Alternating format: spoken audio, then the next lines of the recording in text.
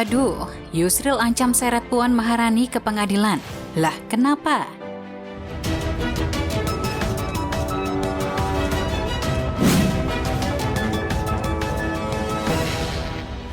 Kami apresiasi gugatan itu.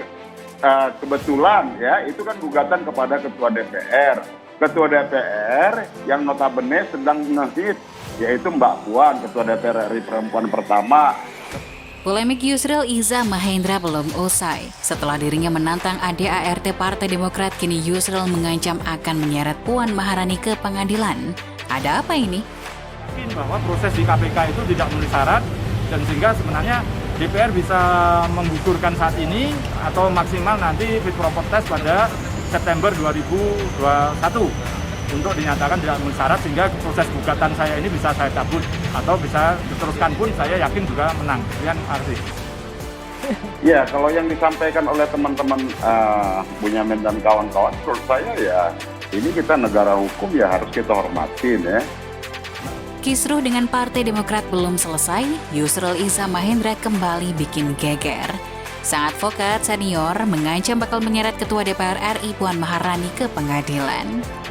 Yusril Iza Mahendra kembali bikin kaget dunia politik Indonesia. Setelah Partai Demokrat, dia berniat menggugat Ketua DPR RI Puan Maharani ke Pengadilan Tata Usaha Negara atau PT UN.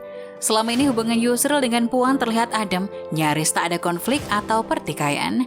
Yusril bahkan menggugat Puan ke Pengadilan Tata Usaha Negara terkait keputusannya dalam menetapkan Nyoman Adi Suryatnyana sebagai anggota Badan Pemeriksaan Keuangan RI periode 2021-2026, menggantikan Bahrullah Akbar yang akan berakhir masa jabatannya pada 29 Oktober 2021.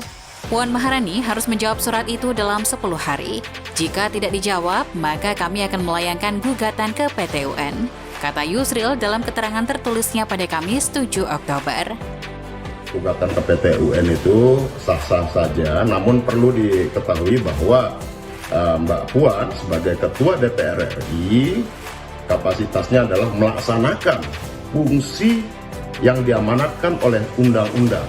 Dalam hal ini dua undang-undang, Undang-Undang Nomor 15 Tahun 2006 tentang BPK, di mana di situ jelas disebutkan bahwa anggota BPK RI dipilih oleh DPR RI dengan pertimbangan DPD RI. Apa yang dikonsultasikan saudara-saudara sudah ikuti dan dengarkan dengan baik, jadi sama sekali tidak masuk kepada materi perkara. Yusril sebagai kuasa hukum Dadang Suwarna yang juga peserta seleksi calon anggota BPK menilai penetapan Nyoman sebagai anggota BPK cacat hukum. Pasalnya, sebelum pencalonan sebagai anggota BPK, Nyoman tercatat pernah menjadi Kepala Kantor Pengawasan dan Pelayanan Bea dan Cukai atau KPPBC Manado pada 2019. Berdasarkan pasal 13 huruf C, Undang-Undang BPK menyatakan calon anggota BPK harus telah meninggalkan jabatan sebagai pejabat di lingkungan pengelola keuangan negara paling singkat 2 tahun lamanya. Hal tersebut untuk mencegah terjadinya konflik kepentingan. Adapun Nyoman baru 1 tahun 6 bulan melepaskan jabatan sebagai kuasa pengguna anggaran di lingkungan Kementerian Keuangan. Oleh karena itu, Yusril mengingatkan Puan Maharani agar melakukan koreksi atas pemilihan calon anggota BPK yang dinilainya cacat hukum itu. Jangan lupa untuk subscribe dan nyalakan lonceng notifikasinya. Nama-nama dari 16 nama yang dicalonkan, ada 2 nama yang tidak memenuhi kriteria dalam pasal 13 huruf C Undang-Undang tentang Badan Pemeriksa Keuangan, yaitu persyaratan itu adalah minimal 2 tahun di mana orang tersebut harus sudah melepaskan jabatan sebelumnya, yaitu jabatan tentang pengelolaan keuangan negara. Mestinya 2 orang ini sejak awal tidak akan lolos, mendaftar administrasi aja semestinya sudah tidak lolos, mestinya sudah gugur. Tapi nyatanya oleh Komisi 11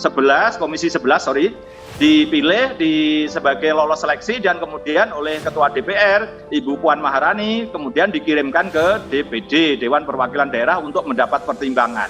Nah, saya kemudian dapat amunisi baru dan amunisi tambahan dari DPD Dewan Perwakilan Daerah sudah melakukan fit proper test dan memberikan pertimbangan bahwa 2 orang tersebut juga memang tidak memenuhi syarat berdasarkan pasal 13 huruf C Undang-Undang Nomor 15 Tahun 2006 tentang BPK yang mengatakan tadi 2 tahun terakhir tidak menjabat anggaran. Ya, kami apresiasi gugatan itu.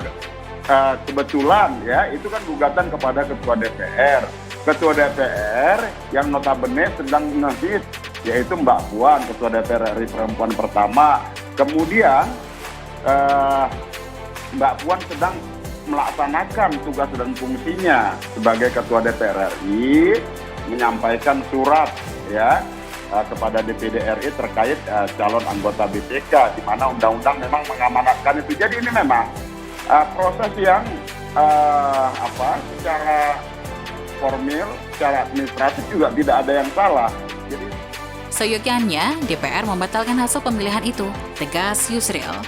Menurut Yusril, Nyoman tidak memenuhi syarat berdasarkan presiden yang berlaku di DPR. Dengan demikian, Yusril mengatakan Dadang yang mendapat suara urutan kedua setelah Nyoman pantas menggantikan Nyoman.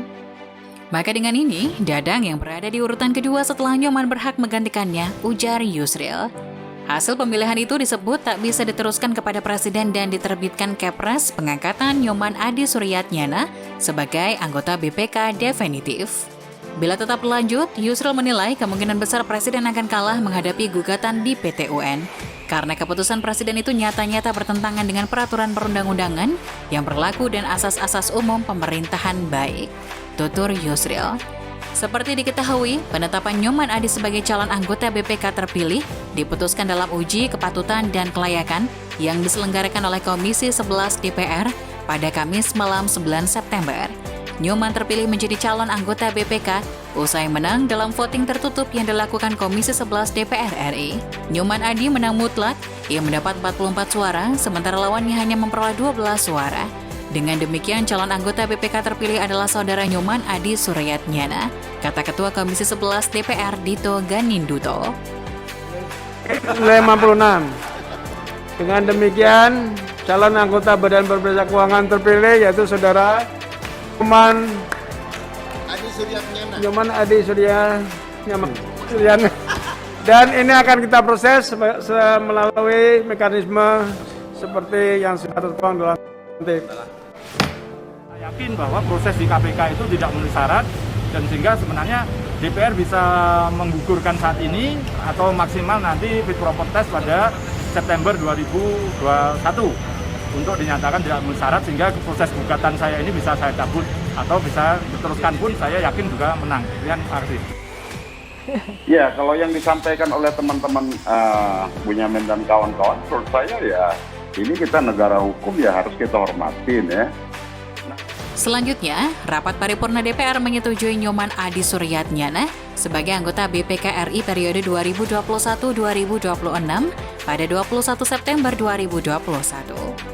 Ketua MA Syarifuddin mengeluarkan fatwanya tanggal 25 Agustus 2021 yang menegaskan kembali bahwa ketentuan pasal 13 huruf C Undang-Undang BPK adalah norma hukum positif yang berlaku dan wajib dilaksanakan dalam pemilihan anggota BPK. Tetapi, calon yang tidak memenuhi syarat tersebut tetap dipilih oleh Komisi 11 DPR dan disetujui oleh rapat paripurna DPR tanggal 21 September 2021. Yusril lantas mengingatkan Ketua DPR agar melakukan koreksi atas pemilihan calon anggota BPK yang cacat hukum itu. Seyogyanya, DPR membatalkan hasil pemilihan itu jika hasil pemilihan itu diteruskan kepada Presiden dan diterbitkan Kepres peresmian Nyoman Adi Suryatnyana sebagai anggota BPK definitif, maka kemungkinan besar Presiden akan kalah menghadapi gugatan di PT UN karena keputusan Presiden itu nyata-nyata bertentangan dengan peraturan perundang-undangan yang berlaku dan asas-asas umum pemerintahan yang baik, kata Yusril. Berdasarkan Undang-Undang Administrasi Pemerintahan, Puan Maharani harus menjawab surat Yusril tersebut dalam 10 hari. Jika tidak dijawab, maka pihaknya akan melayangkan gugatan ke Pengadilan Tata Usaha Negara Jakarta. Kisruh dengan Demokrat belum usai, kini Yusril sudah merambah ke kasus lain. Adakah ini ada hubungannya dengan langkah politik Yusril? Ataukah ini hanyalah tanggung jawabnya sebagai diplomat?